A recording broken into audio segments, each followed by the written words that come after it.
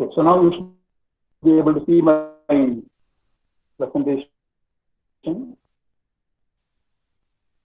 Okay, so now this slide.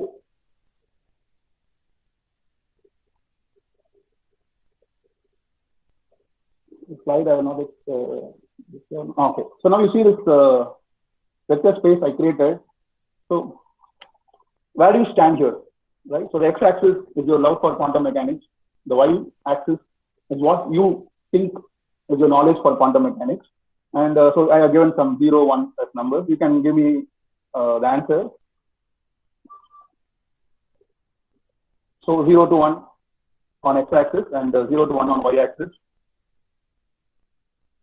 Okay, why is it not clear? Is it clear now? Yeah, actually I have logged in from 2 devices, my laptop and mobile phone. You have to pick that laptop one where you see the presentation. Okay, so this sort of answers what I am expecting, 0.5 and 0.5. So love is 0.5 and knowledge is 0.5, 1 and 0.5, 1, 0, okay, 0.5. So we need two coordinates there.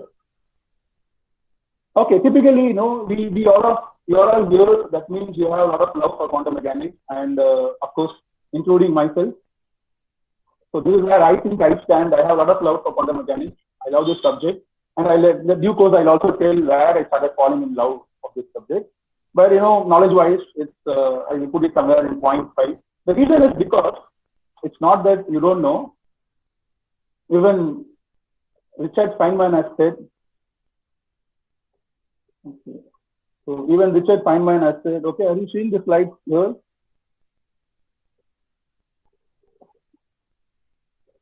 Okay, so if you think you understand quantum mechanics, you don't understand quantum mechanics. That's a very profound statement that may look very simple or confusing, but of course that's how quantum mechanics is. And this is a very profound statement. Please let this sink into your mind. And this is said by Richard Feynman. So imagine if Richard Feynman is saying that, you know, he is the man who gave us a theory, a method to learn anything in a deeper way. Learn anything in a deeper way. There's a method actually there, and that method is actually there also in a Tamil grammar book called Nannul. Okay, let us not get into that actually. And again, another quote by the person who's considered to be the father of quantum mechanics, mostly. So those who are not shocked when they first come across quantum theory cannot possibly have understood it. No, so just that shock you get when you face quantum mechanics, that is when you start understanding it. When start, of course, when you finish, that question is there. And this is one of my most favorite quotes here, again by Niels Bohr. And this is also a very interesting picture there. So they are looking at top there, and the top is physicist. The other person is Wolfgang Pauli. So physicist is just an atom's way of looking at itself. So think about that. Huh? It's a very beautiful statement there. So we are atoms, and as a physicist, we are a very unique atoms because we are the atoms we are trying to learn the behavior of atoms. Of course, there are chemists and mathematicians here, and please let the word physicist include all of you. The very, the very actual term, meaning of the term physics is actually understanding nature, right? So physics is nature, so understanding nature, and in that sense, every science and engineering comes into this particular term. So I'm including all of you here, so please don't feel let out. Okay, let us start here. So what is mystical about quantum mechanics, right? So why we need a lecture like this? Why people are baffled by the word quantum mechanics, So when you have a UG student and they are studying physics, they'll be very happy actually, right? So when you start studying physics, when you start learning about the universe, things around you, how they work, when you start getting answers, for questions you had as a child. How many of you had questions as a child? Okay, let me all the others to please yes, sir. Put your mics, and anything you want to tell, please put it in the chat box. Please put it in the chat box. Okay, I'll continue here. So the thing is, when a student starts learning normal physics, what we call classical physics, and that is when you get the answers for most of your questions. If you have chosen physics by your own free will, then you would have been interested or inspired by the way physics answers your questions. So you would have had a lot of questions, and you would have had the answers from physics, and you are able to connect what you are seeing in real life to these physical concepts. That would have really inspired you to move further in this direction. That is how I came into physics actually. So this particular question here, why new moon and full moon happen every month and almost regularly, they have a regular cycle, right? But not eclipse. So eclipse, the pattern, the phenomena is very similar, isn't it? It's all to do with the position of sun, moon, and earth. So such questions, and also, I had one more question, something that we can work this out later. This is not an assignment or homework here. See, we have this sun, earth, and moon. And we all know that sun is the most massive object in the solar system. About 97% of the mass of the solar system is due to sun, right? And earth is very feeble in comparison to sun. But the moon is attracted to earth and not the sun, right? So imagine a position of moon in such a way, right? So for something like a solar eclipse, so the moon is in between sun and earth. The other question is, consider solar eclipse. So the moon is between sun and earth, and the moon is still attracted to earth in the rotating earth. But why is not the moon is ripped off by the sun's gravity? Of course, the immediate answer would be distance.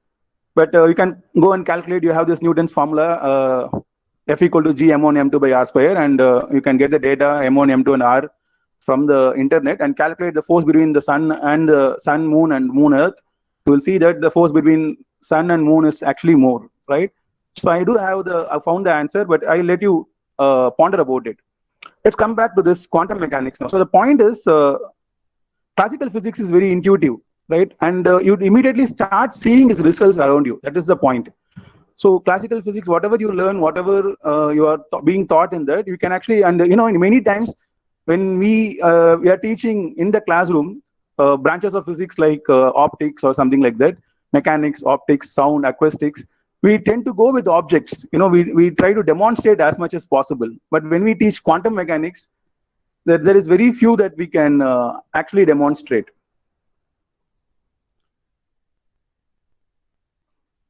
Okay, so it's been again and again asked and answered here.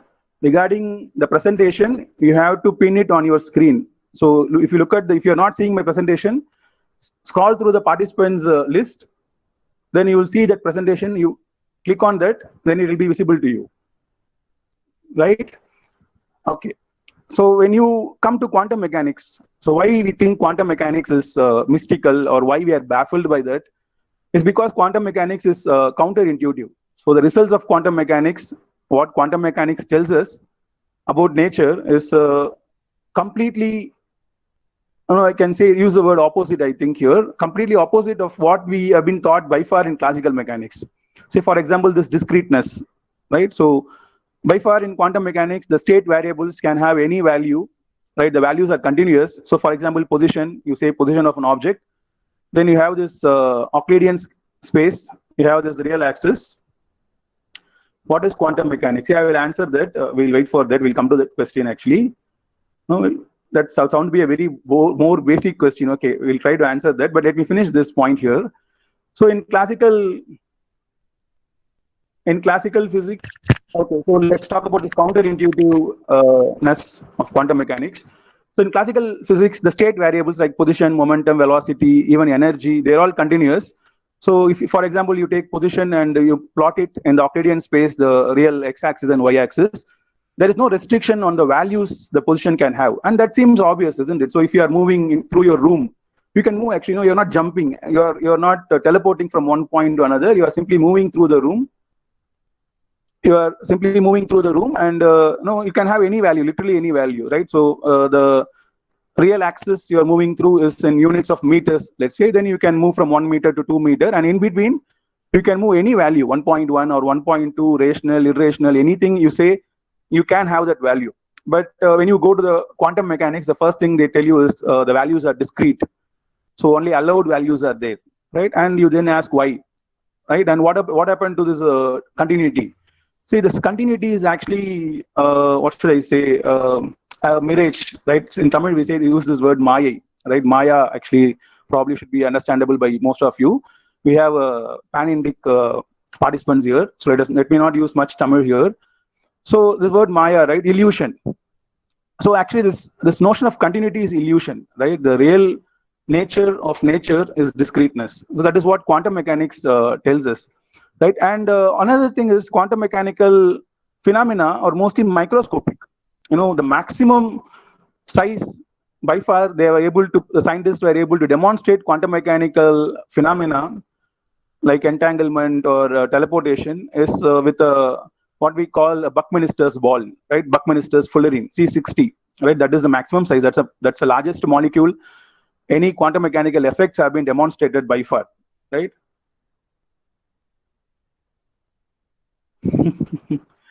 Okay, right. Yes, So let sir. us not get into religion here. Right, we're talking about quantum mechanics. Let's our religion be quantum mechanics. Thank you very much for that comment. So my point is, quantum mechanics is microscopic, and it's not applicable to macroscopic things. I usually, when I start this introductory quantum mechanical lecture to my students, I'll tell this point. For example, the wave nature of electrons have been demonstrated, right? So electron can diffract through crystals.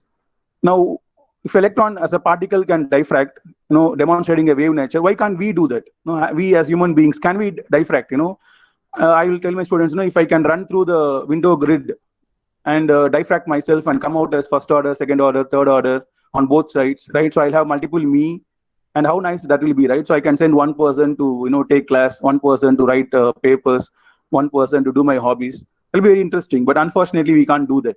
So the macroscopic level, we are not able to do that. And we'll also see why, right? Why and what is the limit? What decides, the quantum mechanical phenomena will be demonstrable and not. So how size comes into this, we'll also have a look at that.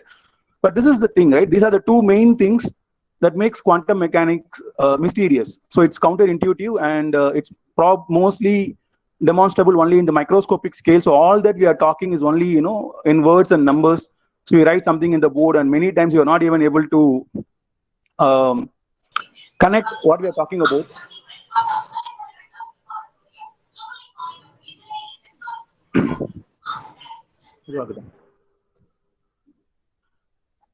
And I said quantum mechanics is counterintuitive, and our intuition is very much limited. Let's talk about our intuition, imagination, perspective.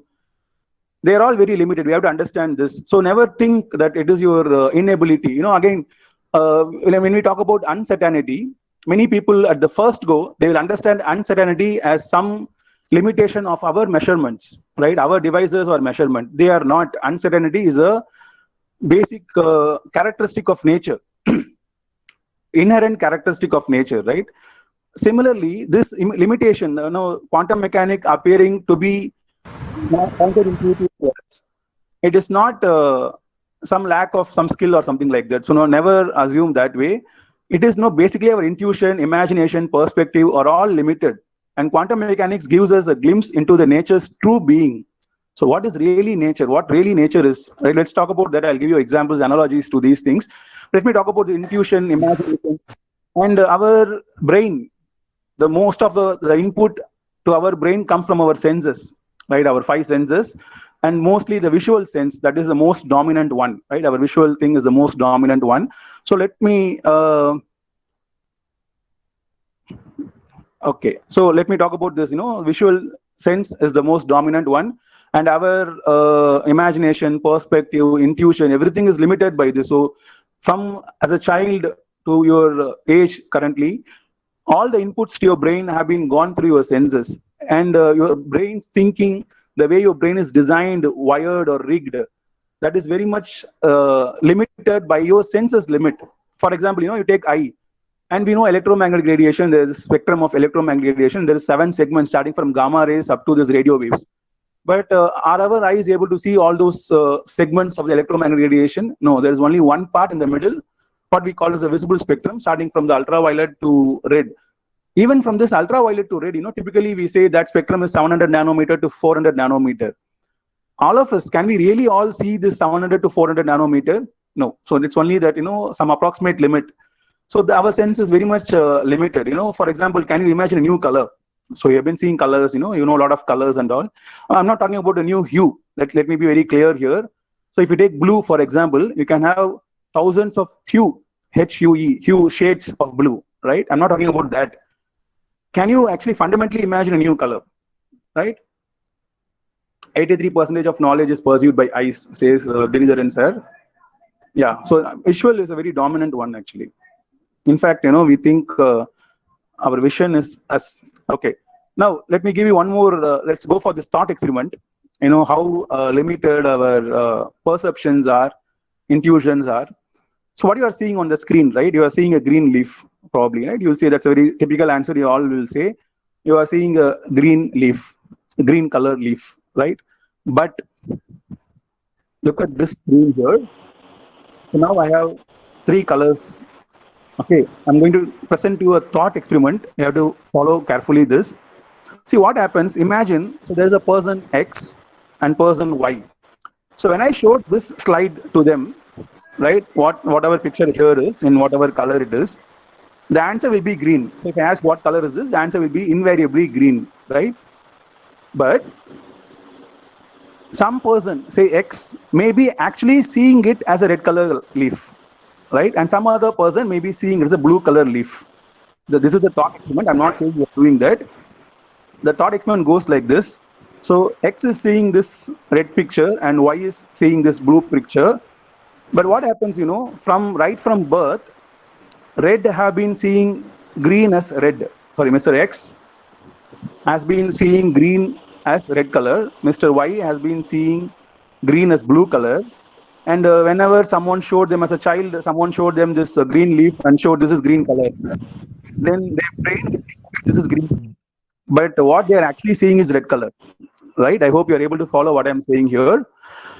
So that person, the visual field is seeing red color, but the name that color is green for them. Similarly, for Y, they are seeing a blue color, but the name their brain associates with that color for them is green color. And you know what? If you ask red color to point to green color, Mr. X to point to green color, do that. What he sees is red, but the name is green. And if you ask why is it correct, you will say correct because I can point to blue, but right? Confusing. Okay. Audio is not clear. Okay, I don't know how can I make it more clear here. So I'm only directly using my phone actually. See, I'll go through this again here. You have to follow me what I'm saying. So there is one leaf presented to you and you are seeing that leaf. Okay. Now what you may be seeing that in different colors, but the name of that color what you are seeing is taught to you as green.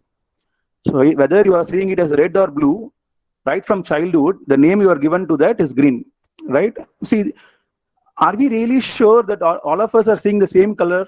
You know, when I show some color to you and say that is green, are you really seeing the green the way I see? And can we check that? There is no way we can check that. That is the point here, right? So my point is, I'm seeing this as some other color, and you are seeing that same object as some other color.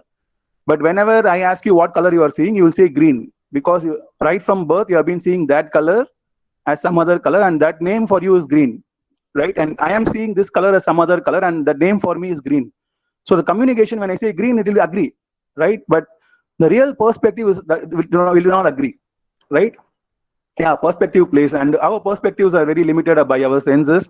So the world we are seeing, actually, right? That's actually an illusion, right? So like many philosophers have said, the world we are seeing actually is an illusion. Again, for example, let me give you one more example here, right? So the illusion that plays. So you're all sitting, right? So sitting in some chair or something like that, right? Are you really on the chair, right? So if you go to the atomic scale and think about the picture, that's a good question, Dr. V. Rajani Swami Physics. When everything is made of atoms, why a theory applicable at microscopic level, not applicable at macroscopic level? We'll come to that. Let me answer this, pose this question to you first. So you're all sitting on a chair, let's say, right? Or let's imagine you have a mobile phone on a table, right? And if you see the mobile phone is on the table and it's making contact with the table, is it really making contact with the table, right? If you think in the atomic scale, right? First of all, if you are looking at the objects in a macroscopic way, right? You see this boundaries, right? So if I'm holding this mobile phone, I see the boundary for that mobile phone, right? So I see the back panel of the mobile phone. That seems to be a very solid boundary. But if you go in the atomic scale, right, where does that boundary there? Right? That boundary is not the solid line you see in the macroscopic scale. So that's an arrangement of atoms. right? And there's an arrangement of atoms here. And what is that line you are seeing? That is actually not there, right? So it's a bumpy thing, right? And when you are placing that mobile phone on the table, and the table again, the atomic scale is a bumpy thing, right? And you are placing this line of atoms over another line of atoms. Okay, let's say a two-dimensional arrangement of atom, array of atoms. And Sir, of course, I need to ask one doubt, sir. please reserve all the questions for the end of the session, and put your questions Uh, in the chat box. They will sir, collect the questions. We'll okay. go through them. Sir, I want to ask a doubt. What is that? Will these concepts will be asked in JEE Advanced? That I want to know about that. Hello, Santosh Kumar. Santosh Kumar, you can post your question in the chat box. Okay. We will represent it at the end of the session. Okay. Thank you. Thank you very much.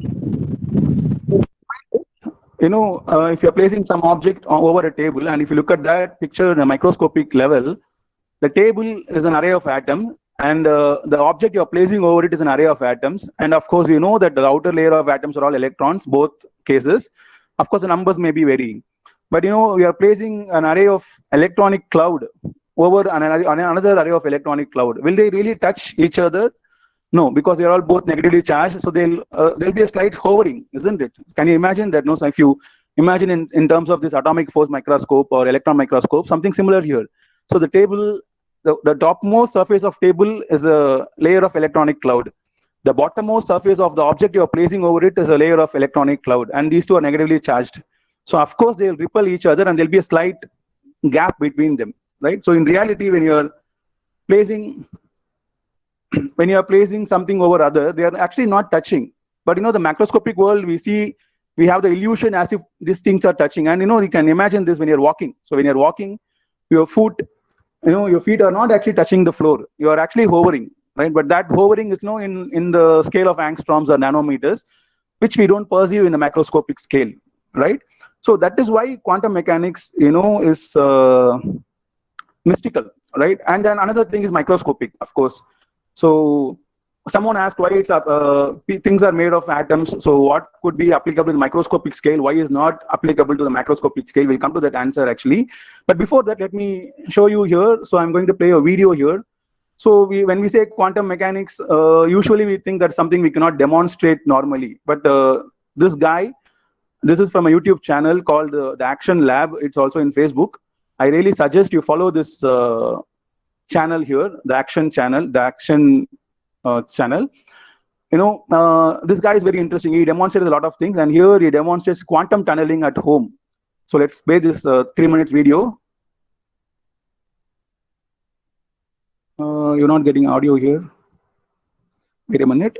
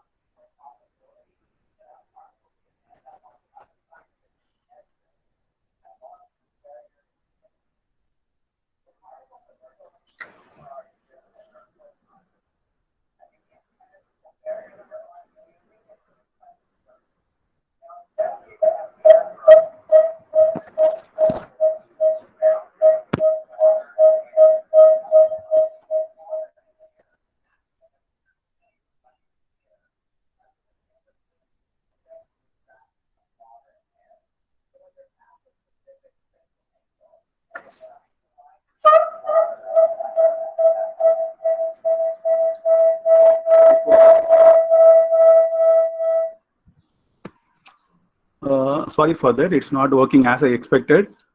Let me play the actual video itself.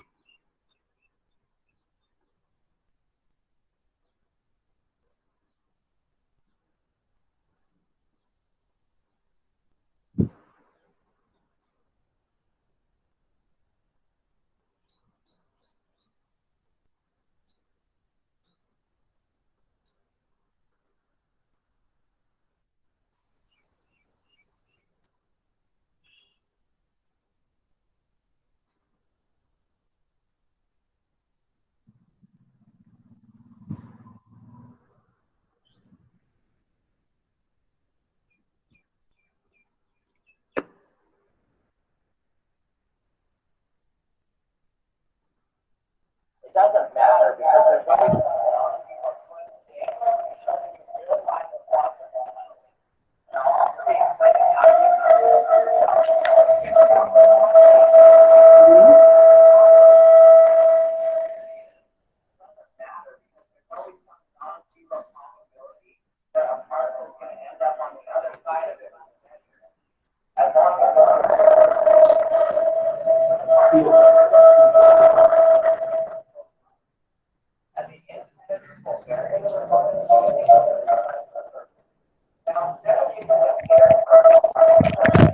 Sir?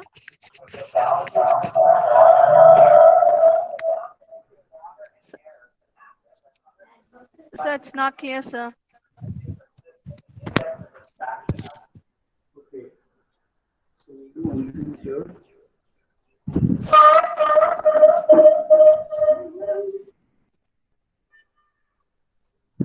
Okay, sorry very much for that. We do one thing here. I hope my voice is clear. So what is Yes, trying sir. to do? Yeah, so let me explain this, and I'll also post the link for this. So this is actually called as the Action Lab, the YouTube channel. You can search and you will find it. So he's talking about quantum tunneling here. Wait a minute, I have to present that.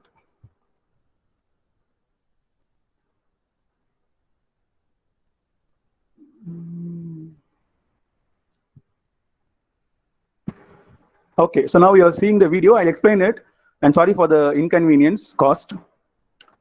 So what happens is he's talking about quantum tunneling, and he's going to demonstrate quantum tunneling using a glass of water. So when we say quantum tunneling, we typically talk about particles, electrons, or something like that. But we can also talk about quantum tunneling with photons, because photons, they also have duality.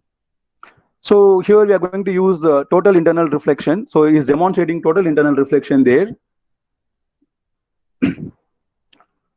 This is something we can all do, right? So all of us, most of us have a LED, at least a keychain LED, sorry, laser. And so this is something very interesting. This is the basic foundation of fiber optic cable. You see that the water stream, the laser gets trapped into that water stream. So this is the basic of fiber optic cables, total internal reflection. And now what he's doing is he takes a glass here, and see when you look from the top, so you are above the critical angle, and there is total internal reflection. So you don't see his fingers on the other side of the glass, right? So you are not seeing the finger on the other side of the glass. And here what is happening is the glass, water and glass have almost the same refractive index, but the air has a very low refractive index. So the boundary between this glass and the air, that is acting as a barrier. So that is acting as a barrier for photons. Right now we are the setup for quantum tunneling. So we are not seeing his fingers on the other side of the glass because the air layer is acting as a barrier, and the photons are not able to come to this side of the water, penetrate that and come to this side, right? Now, if you, of course, quantum tunneling happens if you have this barrier to be very thin, right? So when you touch that glass and press against it, you see he's pressing against it.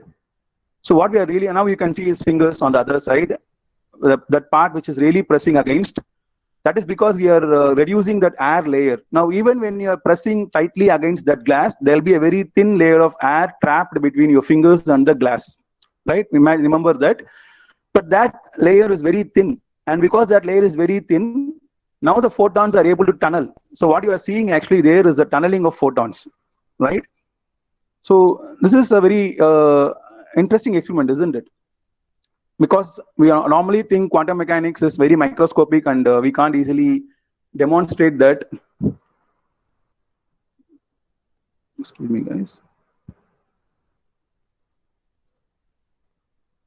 But this is one experiment where you can actually demonstrate a quantum mechanical phenomena called tunneling.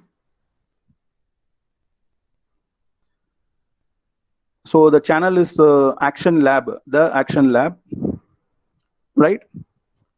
And okay, let us go and talk about some of the basic concepts here. I'm going actually in reverse here. Typically, I'll go with wave packet, wave function, and then Schrodinger's equation. But of course, I'm going to assume you all have some familiarity about these topics here, including students. So here we only want to talk about, as the topic says, demystify, right? So let us talk about the depths of them, details of them. So we're not going to derive these things and discuss the mathematical framework of them. We're only going to look into the, insight of these topics. So let's start with the Schrodinger equation, the most famous equation in quantum mechanics. Even the many people, many physicists, the moment you say quantum mechanics, the next thing that will pop in their mind will be the Schrodinger equation. So basically, what is Schrodinger equation? It's the form, it's basically conservation of energy. So you see here, is my mouse visible? Yeah. So this is your momentum operator. This is your energy operator, and this is kinetic energy operator, and total energy operator on the RHS, and this is your potential energy operator, right? So this is nothing but your kinetic energy plus potential energy is equal to total energy. So this is basically the conservation equation. So that's one aspect to that. That is how we derive the Schrodinger equation, isn't it? We start from the conservation of energy and replace what we call the variables in classical mechanics with operators, right? And then try to find out what is the meaning of those operators, and we get these definitions, right? And this is the Schrodinger's framework, which uses calculus. Similarly, we have this Heisenberg's representation or framework, which uses matrices and linear algebra. That's also very interesting. I didn't prepare a slide for that, but I'll mention one point there. I'll come to that eventually. Now let us, there's one more way we can look into this Schrodinger's equation.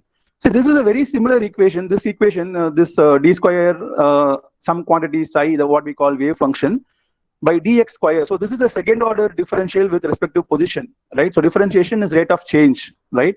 So this is d by dx of d psi by dx. So how psi changes with position and the rate of change of that, right? And this particular, the second term refers to forces because potentials, so dv by dx is force. So this potential represents forces on the system. So if there is no force, then we can put it as 0. That's what we do in the particle in a box as an example for Schrodinger equation. So we put v equal to 0 and we have a very simplified equation. And this is energy, but also this is the rate of change of psi with respect to time. So Schrodinger's equation is constructed on a variable called psi, the wave function. We'll talk about the wave function. And this is supposed to be containing the information about the quantum system we are dealing with. And the entire equation is how this psi evolves. So psi is a function of x and t. And of course, I hope you know this. The Schrodinger's representation picture is the state variable is evolving over time. The operators are constant. The momentum operator, kinetic energy operator, potential energy operator, energy operators, they are all constant. But in the Heisenberg picture, it is reversed. In the Heisenberg's picture, the Heisenberg's representation, we consider the state variable to be constant. We take them as the base kits, the base for our vectors. And then the operators are time evolving, right? But both the pictures give the same. Schrodinger himself in 1929 or something like that proved both the representation are similar and give the same result. Anyway, now let us, try to understand this in a more clear way. Again, I have one more video. Luckily, this video doesn't have any audio here. So I made this video myself, and this smoke is only from, what do you call that? Udubati, incense. So don't think otherwise. Okay, I don't have any other source for smoke. So what happens, this is an analogy, right? So I'm not saying this is the wave function. I'm taking the distribution of the smoke as an analogy for the wave function, for psi. So let us say the density of that smoke is what we represent as psi, right? So some quantity. So what is happening here is actually diffusion. But not only diffusion, there could be other things. You see the smoke wavering around. That is because of the air currents. So those air currents are your forces, right? So normally the smoke will diffuse from the bottom to the top, right? And the bottom, you will see the density to be somewhat, tightly packed. And you see this particular slot is very nice. And then as you move along the top, it spreads out, right? So that's what we're representing as psi here, the distribution of that smoke, density of that smoke here. And you see that wavering, that's because of the air currents there. And these air currents act like,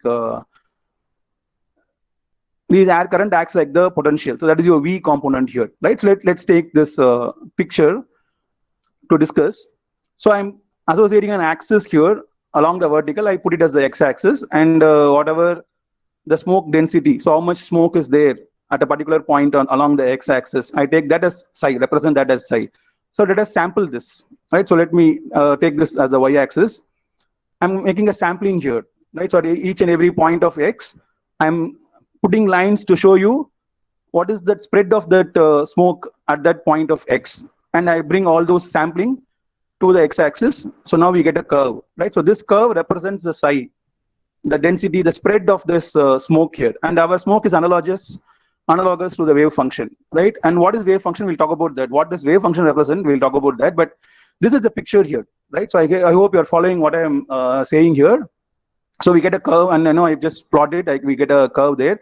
Of course, this curve is not continuous because we made discrete sampling here. So our sampling is discrete. But if you make a continuous sampling, then your curve will be continuous. You can almost see this outline of the smoke here. So if you see that outline of the smoke, probably from this, you normalize this, and then the outline, that will be your psi. So that will be very continuous. But this picture, I'm only sampling, so it is not a continuous graph here. Keep that in mind. Okay, and then so this is the graph plot we get. Let me rotate this for our convenient way, because we are very much used to x-axis along the horizontal and the y-axis along the vertical. So this must be a very convenient picture here. So now in our smoke analogy, we see this. This is the distribution of the smoke, right? So that is a representation, right? So how the smoke is spread across distance. So from the source, x equal to 0 is the source where I put the incense, and towards the other side, how it spreads. So that is what is shown in this graph here, right? And this graph, can be an analogy thing to the Schrodinger wave function here. So you see, this is something we all know, right? We take dou psi by dou x is the slope at a point. So if you do that all along, then the rate of change of that, right? So this, my red color curve is the rate of change of psi with respect to position. That is my dou psi by dou x. And if I plot again the slope for this graph, then I'll get dou square psi by dou x square. So how the psi is changing with position, right? So how the psi spreads with position, that's one component. And of course, there is this force acting on that, the air currents and all the forces acting on that. And these two components are responsible for the variation of psi over time. So our LHS is what is happening, right? And RHS is the contribution of that. So psi is changing over time, right? Psi is changing over time. So that change over time, dou psi by dou t, is caused by these two things. So dou square psi by dou x square, which is the distribution of psi with respect to position, how it is distributed with respect to position, right? And what are the forces acting on it so that that distribution is changed. And these two together causes the change of psi over time. Now let me try this here. I'm showing one more axis. Let's consider the time axis also. So is this at the time equal to 1, some t1, and then t2, t3, t4. So you see how the psi evolves, right? So the wave function. So this is one moment, the distribution of psi over position. But the next moment, due to the forces acting on it, the distribution changes, right? The next moment, again, it changes. The distribution keeps changing. So that is your dou square psi by dou x square is changing because of the forces v psi acting on it. And these two together is giving you this dou psi by dou t, the change of psi over time. So I've tried to show this time axis as a gradient in color, right? So if you see the slide, the change in time, right? I'm taking the time axis as a gradient in color because that should be a three-dimensional one. So I should be putting it in the perpendicular to the paper, which I can't do here. So I'm showing time axis as a gradient in color here. So the bottommost, the light shaded one is T1, T2, T3. So how psi evolves over time. So that is dou psi by dou t. So what the Schrodinger equation is basically telling you is dou psi by dou t is caused by these two things on the LHS, right? The distribution of psi over position. And this, I use this video actually. So I always tell this to my students also. Schrodinger time dependent equation is like a video, right? So we are playing a video on how a smoke evolves, right? So smoke distribution evolves. So Schrodinger time dependent equation is like a video of that, video graph of how psi evolves. So because it involves both position and time. So it shows you how that spread is changing over time, right? So time evolution of that. So that is why it's called as a time dependent equation. We have one more version, time independent equation. So you look at this equation, there is no time component here. This RHS, the energy operator, becomes a constant here, E. This E we called as eigenvalue. I'll mention what is eigenvalue also. So what happens here is, we only have a snapshot, right? The Schrodinger time independent equation is like a snapshot, like a photograph. So the time dependent one is a video graph, which shows the change of psi over position and the time. but this one is only over position because psi is not changing with respect to time. Dou psi by dou t will be 0 because E is constant, right? So here we require only a photograph to analyze the situation, and that is the Schrodinger's time independent equation. So that's a photograph, and you see this in the photograph. We have the distribution of psi over x and dou psi by dou x also, and that slope of that will be dou square psi by dou x, and how that forces are causing that to be coming into this picture. So this is what we call as a stationary state. So this is what basically the Schrodinger equation is. It tells you, it's sort of, this equation in form, mathematical form, is very similar to your Fourier equation, which talks about heat dissipation, and in general, the diffusion equations, right? So if you look at the diffusion equations, they also have dou square, second order differential of position and first order differential of time, right? So it's very similar to that. So that is why we call as the wave function evolution of the wave function. So Schrodinger equation tells about, we'll talk about that. Yeah, Himani guy, I'll come to that. Actually, I have a slide on that. Okay, why do we consider only Ke and PE alone in the Schrodinger? What other energies are there, right? For a system, we're talking about systems, particularly mechanical systems. So mechanical systems are governed only by kinetic energy and potential energy, right? Of course, there might be other like dissipation, heat energy, frictions are there, but we are neglecting them for now. We are talking about what we call. See, this another thing is probably many of the professors know here. Let me tell this to the students. See, why we stop at this point? When we write the Schrodinger equation. Okay, this is let me take the time dependent equation here. So when we write this, we write the kinetic energy plus potential energy equal to total energy, and then we find the operator for kinetic energy, the operator for total energy, but not the operator for potential energy. We stop at V. We simply put it as V itself. When you are going to apply Schrodinger equation, the first thing you do is consider your system, what system you want to use, and then you have to identify the potential function. So in physics, what happens is, kinetic energy, the mathematical expression for that, the formalism for that is constant, half mv square. You ask any student, even 10th standard student, they will tell you what is kinetic energy, half mv square. They will tell you that's constant. As long as there is motion, some mass is moving, it will have velocity, half mv square gives you the kinetic energy, or you can put it as p square by 2m, relativistic form, right? But potential energy, now we ask what is the potential energy, right? Then you can't give me an answer because you have to first ask what is the system. And there is no guarantee that every system will have a potential energy, right? Only certain physical systems have potential energy, what we call as conservative systems, systems acting under a central force, right? Only they have a potential energy, and even that potential energy is not a constant form, right? Say, for example, if you consider a spring mass system, the potential energy is half kx square, right? If you consider an hydrogen atom, a proton and an electron, then the potential energy between them is 1 by 4 pi epsilon naught q by r, right? Q is the charge, so q by r, right? So that is how z square e square by r, right? So E is the charge of proton and electron, E square by r. And gravity, so if you consider gravitational system, potential energy is mgh. So you see, there is no constant relation, there is no constant dependency also. So if you say potential energy depends on position, it depends on directly proportional to position, inversely proportional to position, proportional to the square of position. So in the case of spring mass system, is half kx square, right? So it's not linear. But in case of gravity, it's linear, mgh. In case of inverse Coulombic force, it is inverse, right? So the potential energy is not constant, and there is no guarantee that the system will have potential energy. So we are talking only about systems which have potential energy, and those are whatever conservative systems. And because quantum mechanics is mostly applied to atoms and molecules, and where we talk about the electrons around nucleus and all, and these are all acting under central forces. So we are considering those systems as conservative and only talking about the potential and kinetic energy of those systems. And because they are microscopic, they are also perpetual system. There is no dissipation. There is no dissipation among them. So we are not considering other forces, transient forces and all those things. That is why we consider only the potential and kinetic energy of the system, right? So this is the Schrodinger equation. And the Schrodinger equation tells you how the wave function changes, and that wave function is supposed to have contain. So I'm just summarizing this form of the Schrodinger equation.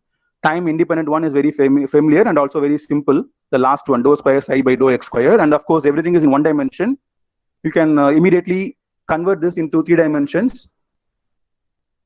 Okay. And then what is wave function? Right, of course, this is something very familiar to you. Again, I'm assuming that you guys already know these concepts. I'm talking to the students here. Of course, there is no question. The professors will know the concepts already. So wave function, there was a lot of argument. What is this wave function? What quantum mechanics really mean? Right? There is this interpretation of quantum mechanics. So we have quantum mechanics. We have these equations. We are working them out, and they gave us the result, and the results are good.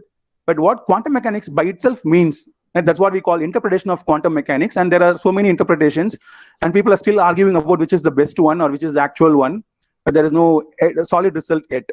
So wave function psi, it represents what we call probability amplitude. So talk about the probability of finding the particle that the wave function represents, the wave nature represents. So where do you find the particle? So psi is psi of x comma t.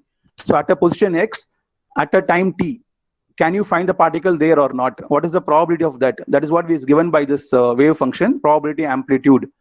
And the square of that, right, because wave function is a complex number, so it doesn't have a real meaning. So we go for the square of that, psi star psi, and that is what we call as probability density, right? Probability density. And there is this concept called normalization. Now, if you think about normalization, then you really understand the meaning of the wave function. So what is normalization? Why do we normalize?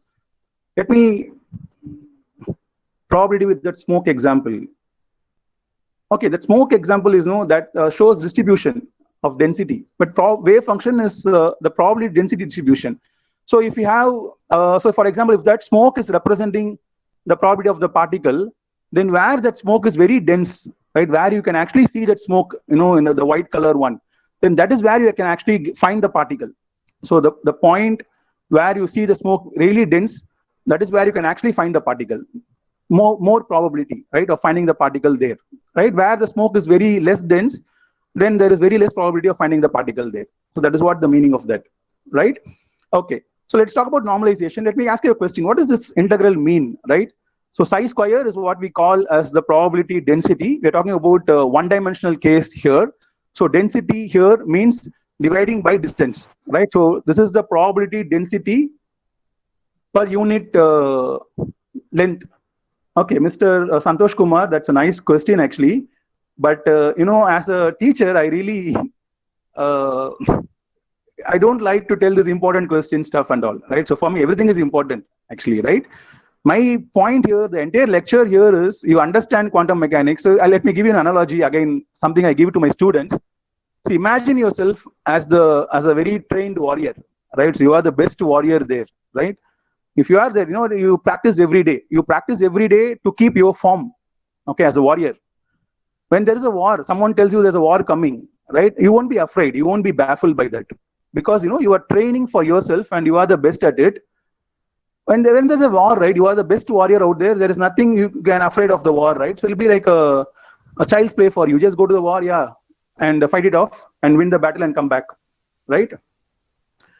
So that's why, if you are really mastering this subject, then you don't bother about what comes in JEE Advanced or not, right? Whatever comes, you'll be able to answer that. Of course, and that requires a separate level of training because those are MCQs. So we are not concentrating on here that. We are concentrating on understanding the concepts behind what we are really studying, behind those equations here, right? So let me get back to this. So what this equation tells here, so psi square here is the probability per unit length because we are talking in one-dimensional case. So, and then if you multiply with dx is a small length. So psi square dx is the probability of finding the particle within a small interval dx. And I'm integrating from minus infinity to plus infinity. What is the meaning of this, right? We are talking about a one-dimensional universe. Okay, the meaning of this equation is, we are talking about a one-dimensional universe. So literally, in the one-dimensional universe, the limit minus infinity to plus infinity covers the entire universe. So you are standing at some point, towards your left, all that universe is minus infinity. Towards your right, all that goes is plus infinity. And minus infinity, the integral minus infinity to plus infinity is literally the entire one-dimensional universe. And psi square dx is literally you are sweeping that entire universe for the particle. Starting from minus infinity to plus infinity, you are sweeping that particle, right, for the entire universe. And this should be 1 if the particle exists. We're talking about probability. So probability can be only 1 and 0, between 1 and 0. So this should be 1 if the particle exists somewhere. We don't bother, but somewhere in the universe the particle exists. the probability is 1. Nowhere in the universe the particle exists, then the probability is 0. This is the case actually, right? So Dr. Ranji, I think she asked whether probability is equal to confinement. Yeah, Ranji Swami. Now I'm answering this question actually. So you see, we are sweeping the entire universe, one-dimensional universe. So one-dimensional universe is basically a line, right? An infinite line. So you are standing somewhere in that line, and towards your left, the end of that is minus infinity. Towards your right, the end of that is plus infinity. And somewhere you're talking about some particle there. You might yourself be the particle there, no problem. And if this integral means whether you exist within that universe or not. So if you are there, then it's 1. If you are not there, it's 0. So that is case for the entire universe. But in that entire universe, you may consider some system. Okay, now your system, you are considering, say, something like a potential well, particle in a box, one-dimensional box, something like that. Then that is spanning between x1 and x2. So your limits are now only x1 and x2. And you know that, because it's something like a particle in a box, a potential box or something like that, you have a confinement here, right? So if you have a confinement between x1 and x2, now you are very sure that your particle is within x1 and x2. You don't have to search the entire universe. So the top integration is minus infinity to plus infinity. That is the entire universe. And of course, if the particle exists, it's 1. But in your system, you considered the particle is well within this x1 and x2 itself. So why search the entire universe when we can search within this limit itself? So resetting this limit is what we call as normalization. See, normally when the particle exists, this equation will be 1, integration will be 1. That is there, of course, that is very natural. But you demand that I know because my particle is within my limits, then I demand that between x1 and x2 itself, the entire probability should be 1. In other words, the probability from minus infinity to x1 should be 0. You are not able to find the particle in that limit. So the left side boundary of your box. And again, from x2 to plus infinity, that's your right side boundary of your box. So to the right side and to the left side of your box, you consider, I've shown that in yellow color here. So you are not able to find the particle. So these two integrals should be 0. See, the top integral, we can break that into the 3 integrals. So minus infinity to plus infinity, I can take it as minus infinity to x1, x1 to x2, x2 to plus infinity. And in my case, I know the middle one itself is 1. So the other 2 should be equal to 0. So this setting of that limit, right, realigning of that limit, we are demanding this. So demanding this is what we call as normalization. So, we are redistributing the probability of the wave function. Psi symbol means wave function. It's a Greek letter used for wave function. It's a choice of Schrodinger, right? So we are respecting that choice and we are not changing that. Psi represents wave function. We're talking about wave function here. And wave function represents the probability amplitude of the particle, and it's also supposed to contain all the information regarding the particle. So when you say normalization, you talk about normalization. See, for example, you exist, consider this universe and you are the particle, right? So if I do this, the top integration for you, I should get 1 because you exist in the universe, right?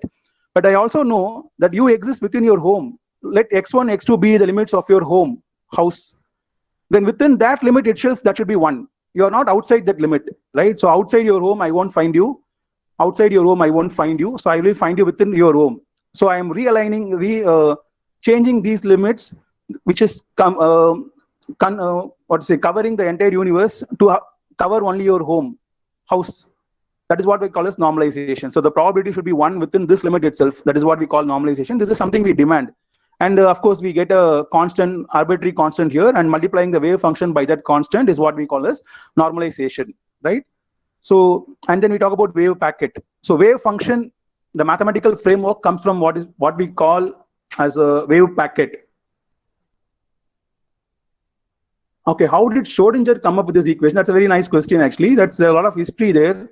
And history says, what we now have the Dirac equation and the Klein-Gordon equations, right? Schrodinger originally derived those relativistic equations, right? Originally Schrodinger's first attempt, he derived the Dirac equations, something similar to that, of course.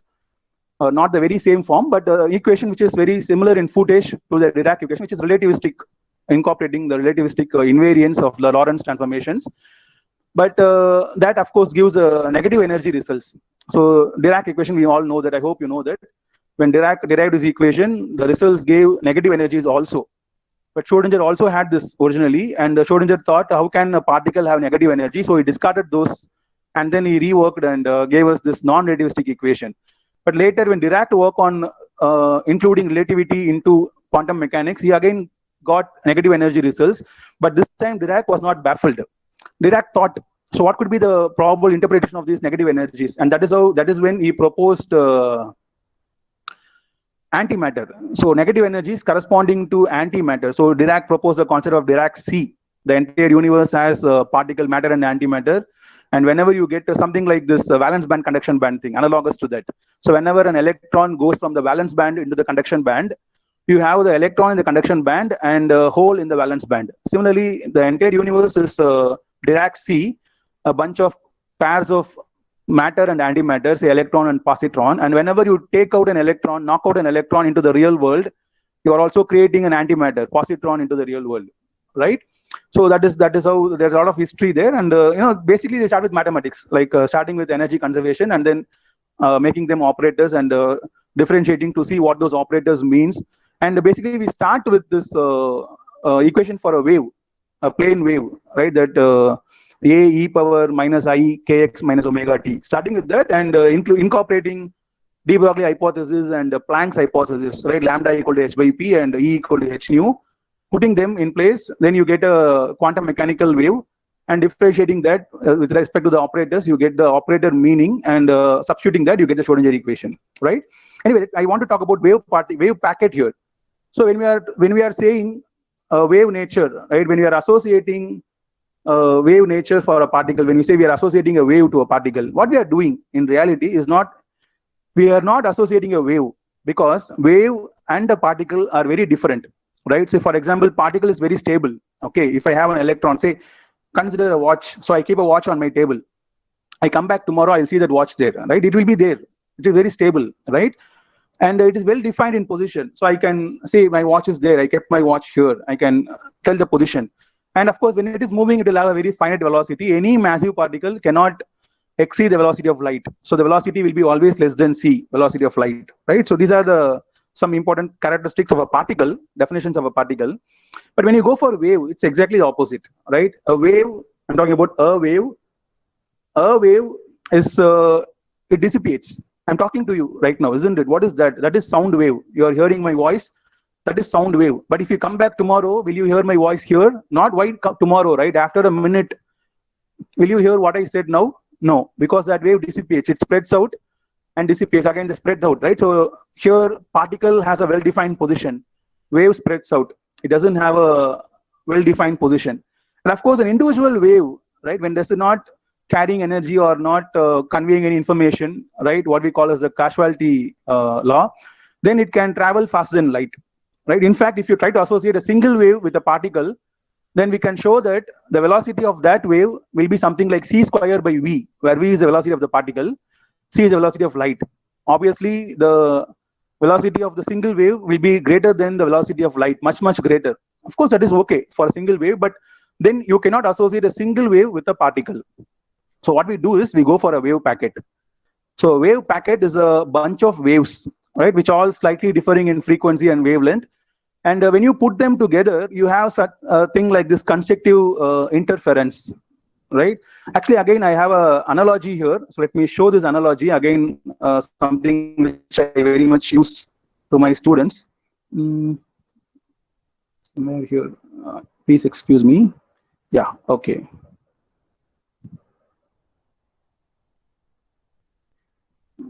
So let me... So I use this analogy to my students to introduce wave packet concept, right? So consider various clubs in a college, so A, B, C, D and all. And these clubs, you know, they have meetings in a particular pattern. That is the frequency, right? So club A meets every other day. I hope you are seeing this, what is there in the screen. Let me slightly zoom it out. Okay, so now this will be more clear for you in your mobile phone.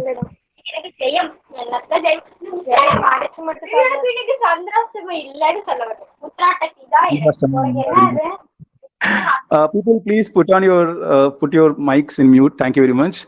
Okay. So club A, you know, they meet every other day. So Monday, Wednesday, Friday, Saturday, Sunday. Sorry. So this is your day there, and the club A, the Y is when they have meeting S. So every other day they meet. So their frequency is 2, let's say, right? So or 1/2. Okay, frequency is 1/2. So very often they meet. And club B, they meet every third day, right? So they meet on Monday, then they meet on Thursday, the Sunday, then the Wednesday, something like that. Club C, they meet on every fourth day, and club D, they meet on every fifth day. So these sort of represent individual waves, with their frequencies, differing frequencies. And you see what happens when I add A and B. So I take A and B, right? On Monday, they meet, both the clubs meet. When do they meet next?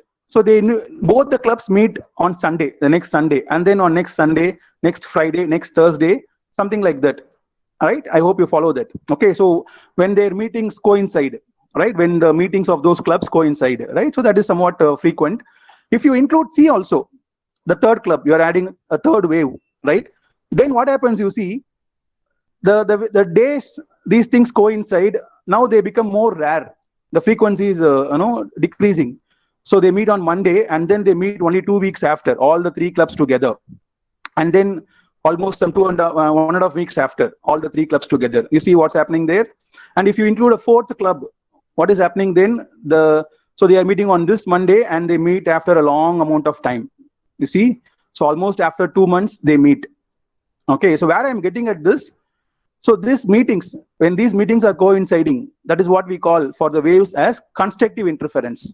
So there is this, so this is a crust for A, and these are all crust, all the Y's are crust for A, all the Y's are crust for B, right? The two crust meeting, then they'll have a constructive interference. So you'll have a peak there, right? And look at the numbers bottom. So that the numbers are telling you what are good. And I have plotted these numbers also for all the four clubs together, right?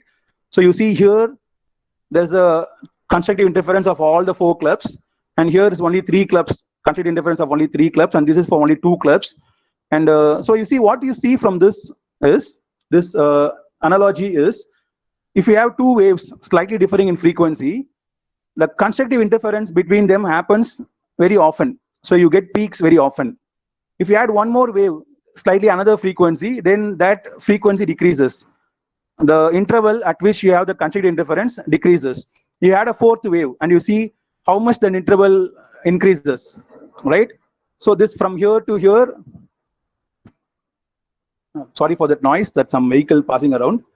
So from here to here, the constructive interference is very much spaced. And imagine adding hundreds of such waves, right? You will end up with something like this. So that is when you end up with a wave packet. So if you had hundreds of waves, all of them slightly differing in wavelength or frequency, then you end up with what we call as a wave packet, right? So that is what we are associating with a particle. We are not associating a wave with a particle. Rather, we are associating a wave packet with the particle. So why we do this wave packet? Because a single wave, the properties of that is very much opposite to the property of a particle. Because the wave is not stable, it dissipates, the wave will spread out, and it can travel faster than light. So what we call as a phase velocity. This velocity is the wave, single wave is called as a phase velocity. But here, once you have a wave packet, so you see this peaks, so there's only one constructive peak. That is when all the waves add together. And any other place, they will be destructive interfering. And now, this wave packet, the top one is what we call without dispersion. The bottom one is what we call with dispersion, right? So you see, there is a dispersion relation. Omega square by k square should be equal to the velocity. That's what we call the dispersion relation. So that dispersion relation is satisfied. Then we have a wave which is not changing its shape as it travels. You can see the top wave. It travels simply without changing the shape. But the bottom wave is, constantly changing shape and traveling. That is what we call as dispersion, right? You can read books or refer net to understand this concept more. But the idea here is a single wave packet.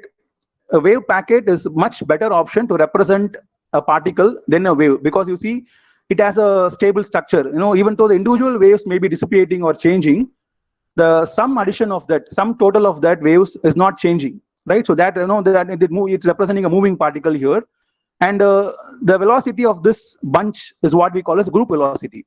And we can mathematically prove the group velocity will be equal to the particle velocity when you associate a wave packet with a particle.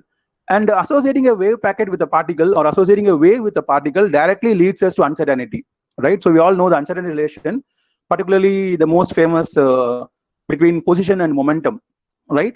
So let me show you how uncertainty is basically bundled into this association of waves, right? So if you have a single wave, right, the blue color one is the wave there, and the red color curve is the probability, because that is the square of the wave, right? That becomes positive. Okay, so the red color one is the square of the blue color one, blue color curve. Is the wave packet an average wave associated with a particular particle? We cannot say average, it is a total, because these are waves, right? Wherever they meet constructively, they will add up, and wherever they don't meet constructively, they will destroy.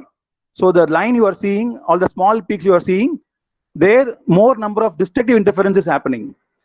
The peak you are seeing, that is when all the waves you are putting together, hundreds of waves you are putting together, they are all adding constructively, all their peaks are matching, right, at that point. And that is the point where we are most probable to find the particle. The center of the wave packet is where we take to be the particle's position, right? That is where we have the most probability, right? So it is not average, it is a direct addition, vector addition of the waves. You can use algebra and add waves, right? So, and there are simulators in the internet. You go to and say wave addition simulator, then there are simulators. You can see those simulations in the internet. You can search and see, and you can have two individual waves, and that will show how they are adding up. And you can change the frequency and wavelength and see the effects of that added waveform. So this is an added waveform, bunch of waves added together. So, and the peak you are seeing is constructive interference, and the line you are seeing is destructive interference. So the point is, if you add few waves, then you will have more number of constructive interference and more number of destructive interference. But if you have more number of waves, right, n number of waves, then the constructive interference point has become one, very much narrow, and the rest becomes destructive interference. That's why we choose a wave packet, right? Okay. Now, so here I'm trying to represent a particle with a single wave, the blue color one.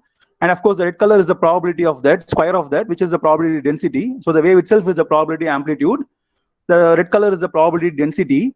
Now, what happens is, here the lambda is well defined, right? So because you have a single wave, so you have a single lambda, and lambda corresponds to momentum. This is the de Broglie relation. So lambda corresponds to momentum. So now we have a well-defined lambda, which means we have a well-defined momentum. So the uncertainty in momentum is 0. Whereas if you look at position, now these red color lines are representing the probability of the particle, and you see we have equal peaks all over. So if I ask you where can you find the particle, then there is no answer, right? Because you can find the particle, you have probability of finding the particle here or here or here. So now the position become vague, right? The position of the particle become very vague, right? So if you make a single wave to represent the particle, then you have a very well-defined wavelength. So your momentum is well-defined. So delta P is almost 0, whereas delta X becomes infinity. The uncertainty in position becomes infinity because every peak represents the position of the particle and you don't know where the particle is. On the other hand, if you take a spike, if you add infinite number of waves, right? If you add infinite number of waves and if you take a single spike, right? Now, the probability of finding the particle is well known, that the center of that spike, that is where the particle is. So delta X is 0. I know where the particle is very well. But on the other hand, there is no lambda because we are adding millions of waves. So what is the wavelength of this? There is no wavelength because we have a single spike. There is no wavelength for this. So the wavelength is not defined, which means momentum is not defined. So momentum uncertainty becomes infinity, right? So you see, associating a wave directly leads us to uncertainty principle, right? So if you have a single wave, then wavelength is well defined, momentum is well defined, your position is not well defined, right? So delta P is 0, delta X is infinity. But if you use a spike, then your position is well defined, delta X is 0, whereas delta P becomes infinity. That is what we call as uncertainty relation, right? But if you use a wave packet, now you allow for certain vagueness in position as well as momentum. So there is a bunch of waves added together. So you have a few wavelengths and you can take the average of that wavelength, and the position is spread. So this wave packet is spread, right? So it's not that exactly, it's not like a spike. So it is not that exactly you'll find the particle here. You have more probability of finding the particle there and less probability when you go away from that, right? Within that region, within that span of the wave packet, right? The red color line represents the probability of finding the particle. Within that span of the wave packet, you have more probability. Outside that is very less. So we have both delta X and delta P, and the product is always greater than or equal to h cross by 2. This is the uncertainty relation here, right? So that is how wave packets represents better representation of a particle, a wave nature of a particle, and also they directly give you the uncertainty relation. So uncertainty is something that is there in the nature itself. And okay, reduced Planck's constant is simply a convenience, right? We often encounter this h by 2 pi in quantum mechanics. Very often we have this h by 2 pi, so we simply replace that with another constant. And you know what? There is something called as natural units, right? So in advanced quantum mechanics, we write equations in terms of natural units. So natural units are nothing but we put every of these constant into one. So these are all the natural things, right? We start our definitions of length, time, or mass, arbitrarily with our perspectives. But then we realize there is something in nature also. So if you put h equal to 1, c equal to 1, sometimes k equal to 1, Boltzmann constant equal to 1, right? So all these things, if you put them as 1, then that is called as a natural unit. Then you can express time also as a unit of distance, because velocity equal to distance by time. So time equal to distance by velocity. Then velocity is 1, c equal to 1. Then time is expressed in unit of velocity, distance. Mass is expressed in unit of energy. Very frequently you would have seen mass of electron is said as 0.5 million electron volt, right? So you'll say mass of electron is, especially in accelerators and all, we'll say mass of electron is 0.5 million electron volt, MeV. That is actually energy, but that is actually MeV by c square. But because we put c equal to 1, we neglect that, and we all know that, but we remember we have to convert using this conversion of dividing by c square to get masses in kilograms.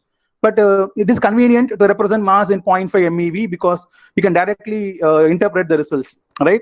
So again, h square is a convenience, right? Because we very often encounter the symbol. It's a convenience here. And let me answer that one question. Okay, wave packet is actually represented here as in space-time dimension already here. Harish 07.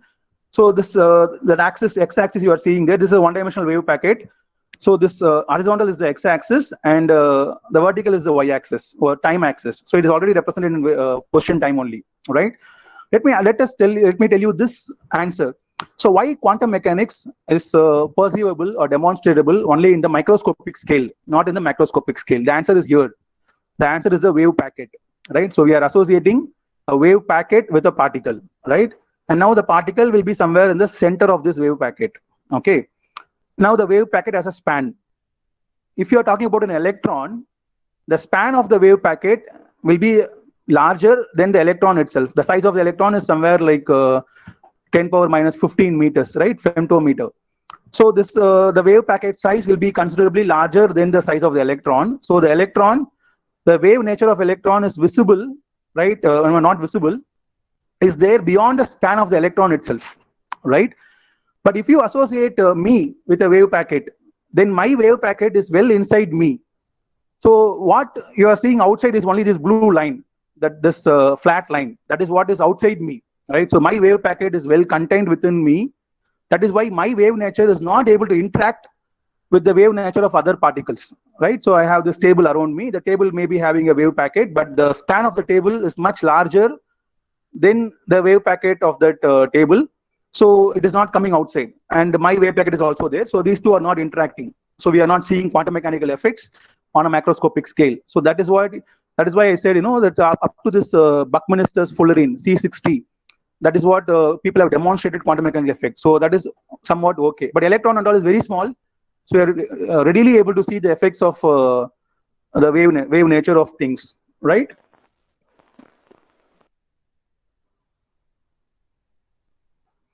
Okay, and then let's talk about this most interesting paradox. I'll be very quick. It's already 11:30, so let's 5 or 7 more minutes. I'll wind up. Right? Schrodinger's paradox is a very interesting case. This started actually, because we had this Schrodinger equation. Okay, and what does Schrodinger equation represent? It uses this wave function. At that time, right, in 1927, 28, the equation was there. Right, it's working fine and all, but what does that psi represent actually? That question was there, and a lot of debate arguments were going. And Schrodinger himself said psi represents charge density or something like that. And it was Max Born who gave the idea of probability amplitude. So this wave function represents probability of a particle, right? And with that interpretation of quantum mechanics, probabilistic interpretation, Schrodinger himself was not happy about that. So he wanted to disprove that interpretation. So he gave this Schrodinger's cat paradox. Right, this is when we realize something called a superposition of states. Okay, some fundamental idea for quantum computing. I'll mention that. Or someone asked about quantum entanglement. So we'll talk about that here.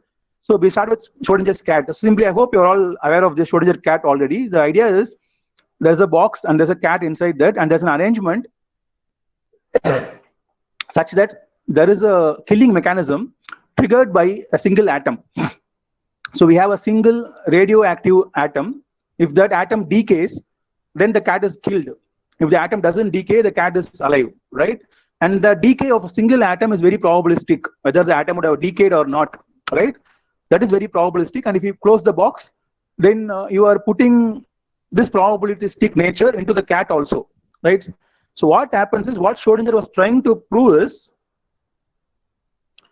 what Schrodinger is trying to prove that is, this probability interpretation, the superposition system and all, they might seem to make sense for electrons, upspin and downspin and all. But if you try to apply that into macroscopic objects, they will be very ridiculous, right? So in that case, the atom have decayed or not is a probability thing, right? Unless you observe, the atom exists in both the states, the state of being decayed, the state of being not decayed.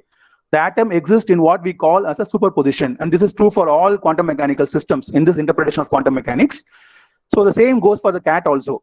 So as long as you are not observing, you're not opening the box, the cat exists in the superposition of its two possible states. So the cat now has two possible states. One is being alive, the other one is being dead. And as long as you don't observe, the cat will exist in both the state. So the cat will be dead and alive, a combination of both. That is what we call as superposition.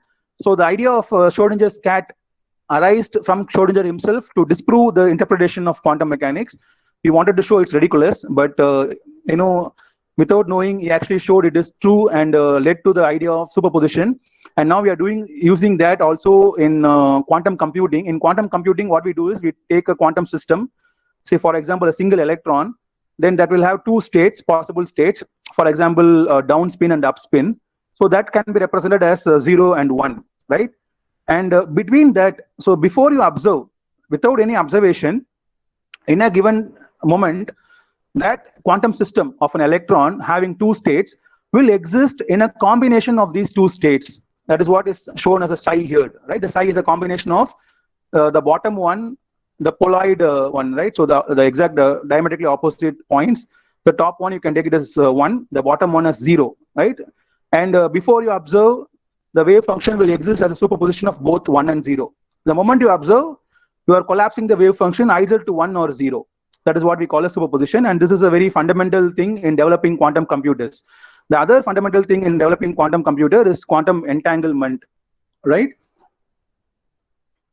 Yeah, cat is a macroscopic object. So Schrodinger wanted to connect the microscopic thing to macroscopic and tell us, when you apply these ideas to macroscopic object, that will sound ridiculous. That is the very point of Schrodinger. But Schrodinger was not successful because that idea is existing. Superposition idea is there, and we are attempting to develop quantum computers. The crude basic level quantum computers have already been developed and demonstrated by IBM and all, right? Google also is doing that.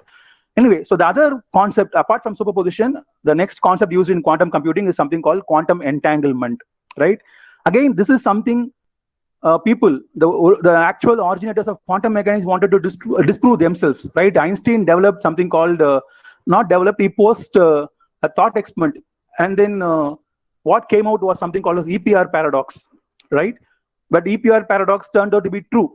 Einstein actually said that it will be a spooky action at a distance, right? So something happening at a distance, but very spooky. So it is not possible. That is what Einstein's opinion initially, but then it turned out to be positive, and we are possible, and we are using that. So let me quickly tell you what is that entanglement. So considering there are two particles coming out of a single system, so like a parent atom decaying into two atoms, and these two decayed ones, like electrons and positrons, for example, they have two states, two possible states, right? Up and down, up and down. Let's talk about spin, for example. So D1, and I'm using parent for P and D for daughters. So these two particles, they have two possible states, okay, up, down, and up, down. Now, according to quantum entanglement and according to superposition principle, so before you measure, these two will be in a superposition of both the possible states. So D1 has a possible state of being either in upspin or downspin. D2 has a possible states of being either in upspin or downspin according to the superposition principle, quantum mechanics. Before you measure, before you make any measurement, these two will be in a superposition of both up and down. but they are emitted and they are traveling in opposite direction. Now there's a distance between them, right? But what happens is, if you measure one of them, right, you are forcing that wave function to collapse into either up or down, right? So you are measuring D1 and you are forced that to be up spin. What will happen is, according to conservation of momentum, angular momentum or spin, D2 should be in downspin. And if you measure that, you will see that D2 will be in downspin, even though D1 and D2 have a distance between them, right? So do you understand this? So according to this system, D1 and D2 are emitted, and their spins should be such that one should be in upspin, the other one should be downspin, for some conservation law to be held, right? But they have a distance between them, so they are emitted in opposite directions and they have developed distance between them. And before you make any measurement, they'll be in superposition of both up and down, right? But you are measuring D1 and you are forcing that to take one of these states, so the wave function collapses to upspin. Then invariably, the wave function of the second one will collapse into downspin, right?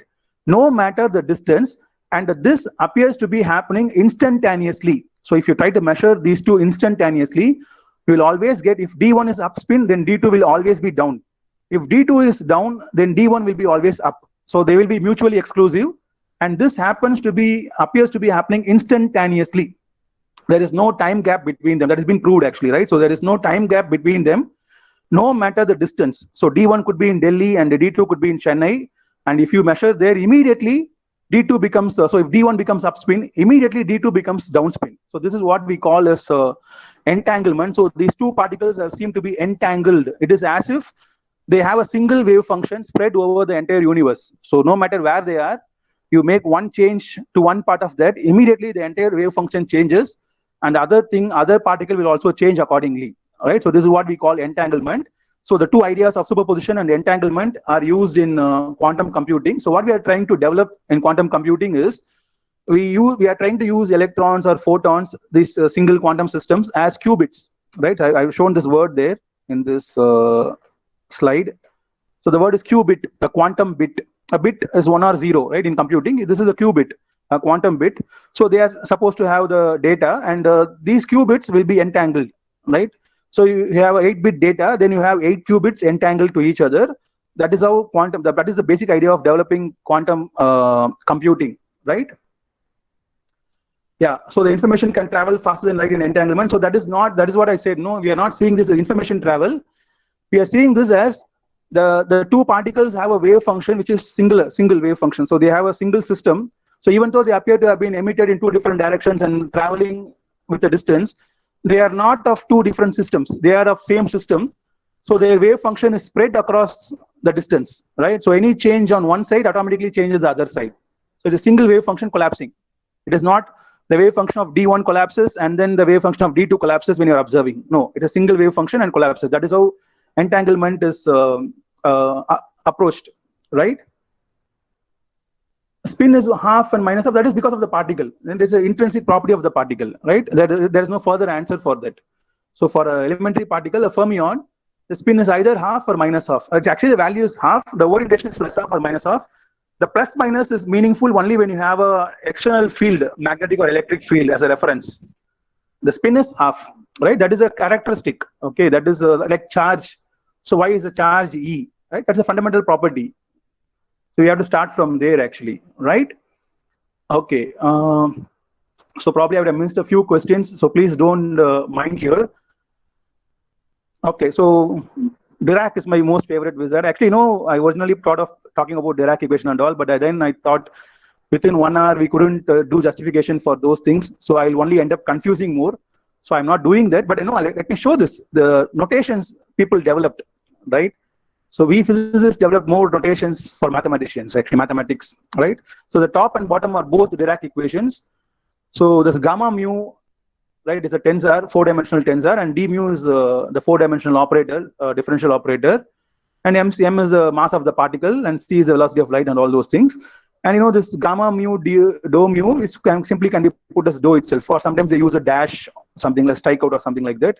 But anyway, see, this is the economy of notation, right? So it's a very complicated equation. If you expand this, it will go into pages, but we can put it in just 4 or 5 symbols. That is how people are developed. And Dirac's notation is also a very beautiful one, right? So Dirac is a very interesting person. One of my most favorite physicists. He's also like a wizard. I don't know why he's not as famous as Einstein. Anyway, okay, I will answer those questions quickly. But let me tell you this: Dirac is one who approached physics itself as poetry, right? But he doesn't believe in poetry actually. But he approached physics itself as poetry, and he always says it's very beautiful or very elegant, something like that. And this is an anecdote told by my professor who taught me quantum mechanics, a very interesting person. He's a postdoc and he worked as a scientist from IG CAR, Dr. Janardana Rao, one of my most favorite teachers. He told me this. So when Dirac was asked, a reporter interviewed him, how do you find the Dirac equations? And Dirac's reply was that the reporter was meaning how you derived or something like that. But Dirac took that question in a different sense and he answered, I find them beautiful. Right, so Dirac equation. Look at this equation. They are very beautiful, actually, isn't it? Okay, let's talk about these questions here.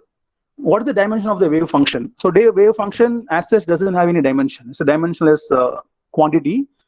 You can take it in that way, but it is probability amplitude, right? So, psi square will give you the probability per unit whatever dimension you're using. So, if you're using in one dimension, then psi square will be probability per unit distance. So, then psi square will have the dimension of distance. 1 by distance. Probability doesn't have any dimension. So psi square in one dimension will have the units of inverse of distance.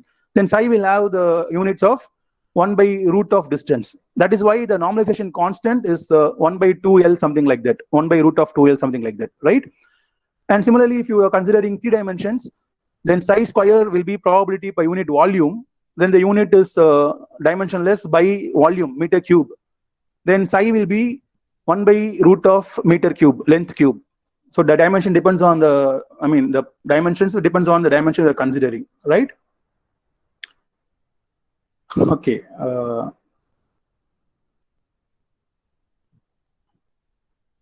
I'm not getting you. The spin will be opposite. Okay, I don't get that. Why is that? Why should the spin be opposite? Because that is due to some conservation loss, right? It is not only spin actually. These quantum entanglement can be demonstrated for photons also. In case of photons, it will be polarization. So polarization will be horizontal or vertical, and again, this positive, negative, or horizontal, vertical all comes only with a reference, external reference. So that is not an intrinsic characteristic of the particle. These are all with respect to our external references, right? Very good. And okay, yeah. So that answer is also given. No, I didn't mean pi is dimensionless. I mean the dimensions of pi depends on your choice, right? So it is whether you are talking in 1 dimension or 3 dimension. Depending on that, the dimension will be that. So in 1 dimension, it will be 1 by root of distance, and in 3 dimension, it will be 1 by root of distance cubed, right? Okay, so I want to make a few suggestions here. This is where I give free advice. Point is, see. Okay, I also tell you, right? So this point, when I learned about Dirac and the Dirac equation, that is when I fell in love with quantum mechanics. My professor, Dr. Janardana Rao, right? That he is my inspiration, and that is when I really fell in quantum mechanics. But of course, my professor, he won't talk this much. You simply come and do all those derivations quickly, and that man can do quantum mechanical derivations like for 5 or 6 hours together, right? We had one session to finish the syllabus. So we had from morning to the evening, like some 5 hours. He was kept writing on the board, right? I kept taking notes. Okay, anyway. So I'll make some suggestions here. These are very interesting books. You should try reading them. These are available in Amazon, and of course, pirated copies are available for PDF also. It's your choice. Point is, when we read books, there are 2 types of reading actually. Okay, so we read fiction and non-fiction. And I don't know how many of you read fiction. Okay, point is, when we read fiction, personally, when I read fiction, I found that I was able to read for long hours, right? I can sit, like even an entire day, I can sit and read fictional books. But then when we try to read textbooks, we quickly get tired, mentally tired, right? Or fatigue. So what is the reason? Okay, I analyzed and I found out one thing is a good fictional book, say you're reading a story, right? A good fictional book will not demand anything from you. It won't demand you to follow, remember things. It won't demand you to go back to the pages and refer.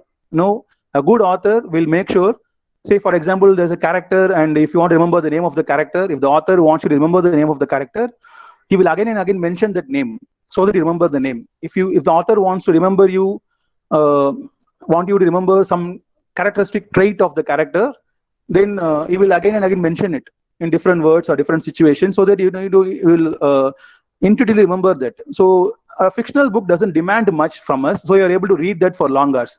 Whereas a textbook is not.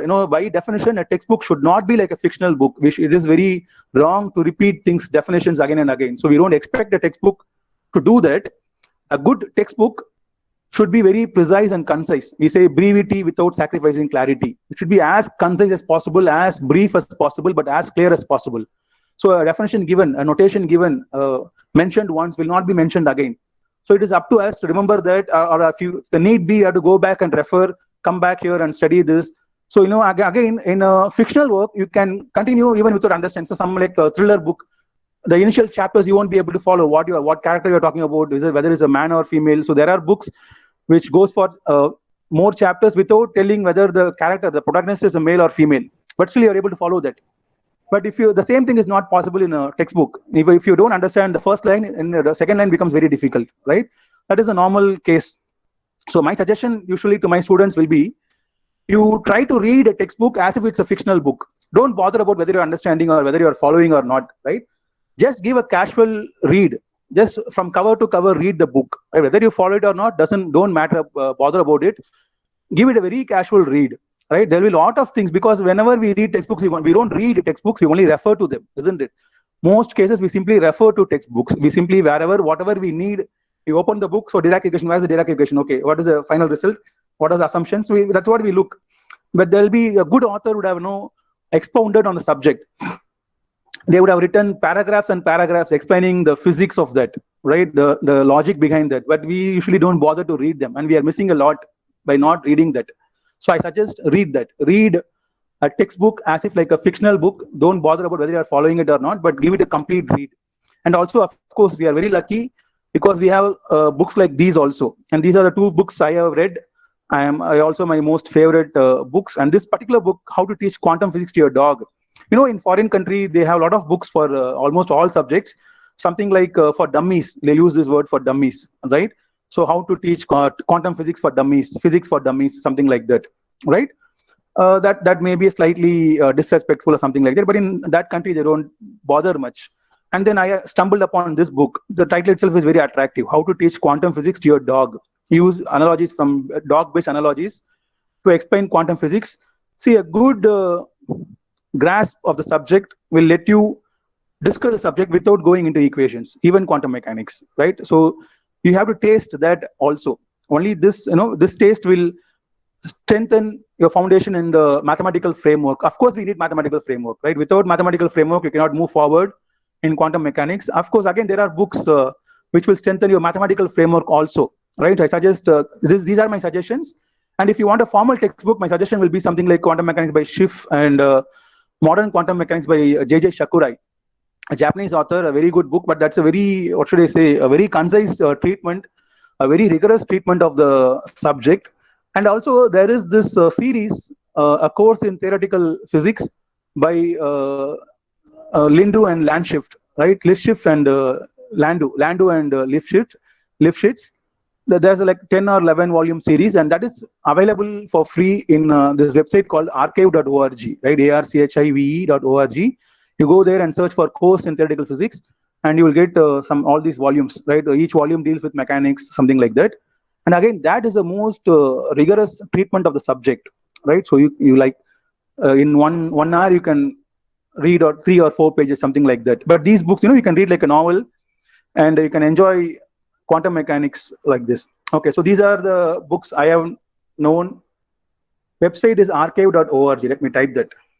archive.org. So that website has a lot of books. Not only books, it also had audios and other things. But this particular series there, right? This Landu Lifshitz. So that is the most rigorous treatment of physics you will ever find. Right? Let me see if I have that here.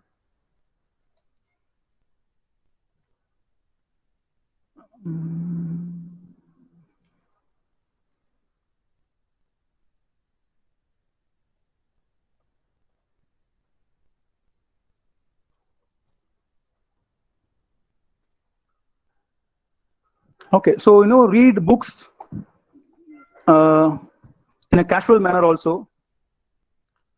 So read a lot of books. That is when you can really learn a lot of quantum mechanics. Of course, you need these mathematical frameworks also. That is very important. But apart from that, you should now and then you should read those books in a very casual. I even read this Sakurai's book, J.J. Sakurai book, also in a casual mode. Okay, that is very difficult actually, but I do that. I don't bother whether I'm able to follow what he's saying or not, but I simply read that, and you get a lot of points there. You get a lot of ideas. Okay, so I'm just showing you this book by. Is it visible? Yeah, should be visible now.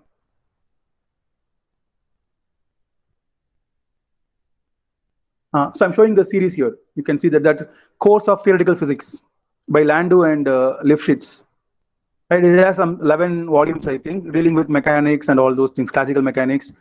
Even it deals with electromagnetic fields and all those things. Right, the book was written in somewhere in 1979, something like that. So up to that time, whatever is developed, it covers, and in a most rigorous manner. So this will be the most difficult book to approach for a student, but you should do that.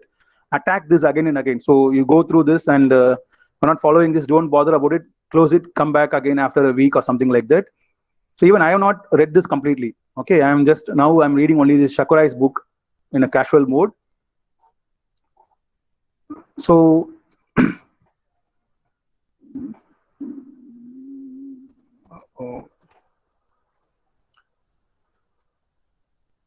let me wind up here. So now we have answered few questions. I missed a few questions in the chat box. Sorry for that. It is not intentional. So this is a very interesting photo. The Solvay conference of 1927. The topic is electrons and photons. So this is where they summarized quantum mechanics. There are 29 attendees. 17 of them got Nobel Prize. And see if you can identify people there. Of course, you can identify Einstein, Planck, all those people. So 17 out of these 29 got Nobel Prize. So quantum mechanics is like a treasure chest, treasure trove for Nobel Prize. Whoever touched that, they got a Nobel Prize, right? So that's an interesting branch of physics. And I wanted to tell this particular point, right? That's particularly for students. Quantum mechanics is not a branch of physics. It is a level of physics, right? It is a level at which we do physics. Okay, so anything you do in quantum mechanics, you can do it in classical physics also, but classical physics is a more vague and rude picture. Quantum mechanics is a better resolution, closer look into nature. So it's a level of physics. Remember that first, right? That should have been the first point I would have told. Now I'll wind up here. Thank you very much. So if you have any, I hope we already answered some questions, and so I'll hand over to Madam. So she will post questions from you, from the chat box to me. So if I missed any questions, you can post again, or ma'am will handle that. We'll take those questions. And thank you very much for all your patience and listening to my whatever lecture. I hope you had some takeaway from this lecture. Thank you very much. So the first question is Yes, ma'am. normalization with the confinement? Yes, ma'am. It is sort of a confinement, ma'am. Let me go back to that slide here. See, look at this. Okay, sir. So as I said, the top expression, the integration there, what that means, we're talking about a one-dimensional universe. So minus infinity to plus infinity really means the entire one-dimensional universe. So you are taking a dx span. So starting from minus infinity, going in terms of dx span, covering up to plus infinity. You are finding the probability, density, and adding that up. And if the particle exists anywhere within that universe, it should be 1. Now, if you are considering a particular system, and within your system itself, your system is spanning from x1 to x2. So now we are for very sure that within this itself, your particle exists. Then you can set the limit to be x1 and x2, and that is confinement, because we are very sure the particle cannot exist below x1 and above x2. Right? So these white color integrations are 0. That means we are confining the particle between x1 and x2. So normalization is coming from confinement. Right? Okay, sir. Okay, sir. Thank you, sir. Thank you, ma'am. Sir, the second question, why wave function is complex in general? Okay, that is a nice question. because numbers are in general complex, right? So if you, I think in school you have seen these Venn diagrams for numbers. So what we are normally using, the natural numbers, whole numbers, right? So for example, we have these natural numbers. So that is a small circle in the Venn diagram. And if you look at, if you say whole number that includes 0, then that will be a larger circle. And if you say integers, then that will be a much larger circle because that is including negative numbers also. And so in similar way, what is the maximum, right? What is that maximum span? That is complex numbers. So when they constructed a mathematical expression for wave function, because we don't know what wave function represents, we want to be open. We wanted to be including all the possible choices. So instead of taking, see what happens is we construct a wave function from a real wave, right? So from the plane wave equation. So y equal to a e power I omega t minus kx. So that is a real wave, omega t minus kx. That's a real wave equation. And that real, so the question should be like, why the real wave equation is real, not complex? Because that is a real wave. That equation is representing something real. So we are using real, we are restricting that to a real number. But wave function, we don't know what it represents and what it really is. So we don't want to pose any sort of restrictions. So we want to have it the maximum possible number we can have. That is the complex number. So complex number is the actual number. Real number is a special case of complex number. Right? I hope I answered your question to some extent. Okay, sir. Thank you, sir. Yeah, thank you very much, ma'am. Very much, ma'am. Thank you all. We saw the registration. We saw there are a lot of people who are actually more higher than me in grades designation, but they all took part and they were all very nice participants. So it's really, you know, they graciously took part in this, even though the session is meant only for students, but even many research scholars and teachers themselves took part. I'm really happy about that. See, this sort of attitude is what we really want, right? So we don't see whom is teaching, you know, whether it's a small person or a younger person or elder person. But when someone is saying that I have something to teach, I have something to tell you, convey you regarding subject, we all enthusiastically participate and learn from that, right? So I also do that, and that is the real nice attitude for learning, right? So in that aspect, I really thank everyone. I also thank Subbukuti, Dr. Subbukuti ma'am and Bhaktivedanta College for organizing this and giving me a nice chance of connecting with all these physicists and talking to them, share my ideas with them. So thank you all. Thank you very much. Thank you, sir. On behalf of the PG Department of Physics, Bhaktivedanta Memorial College for Women, Korat, Chennai, I'm here to convey my vote of thanks in the webinar on A Stroll Through the Mystical Quantum Mechanics. First, I thank God for his showers of blessings on each and every one of us. I thank our resource person, Mr. K. Vijay Narasimhan, for his vivid explanation of quantum tunneling, basics of quantum mechanical equations, and making the session to be very interactive with smoke example, and also for the suggestions of other books. I hope this webinar may pave a gateway of integrating the furnace in quantum mechanics and get rid of the detestation among the students, the underlying notion in conducting this webinar. I thank our Vice Chairman, Madam Dr. K. Maragadamani, for her support. I express my heartfelt thanks to our Secretary, Sir, Dr. S.P. Rajagopalan, whose passion in physics always propels us to move ahead in our career. With immense pleasure, I express my deep sense of gratitude to our beloved Principal Madam, Dr. C.N. Ishwari, for her analysis and encouragement in each and every moment of ours. I thank our staff members for their teamwork and coordination of our students. Above all, I thank professors, associate professors, assistant professors, research scholars, and students across the states for their participation in our webinar. Once again, I thank you all.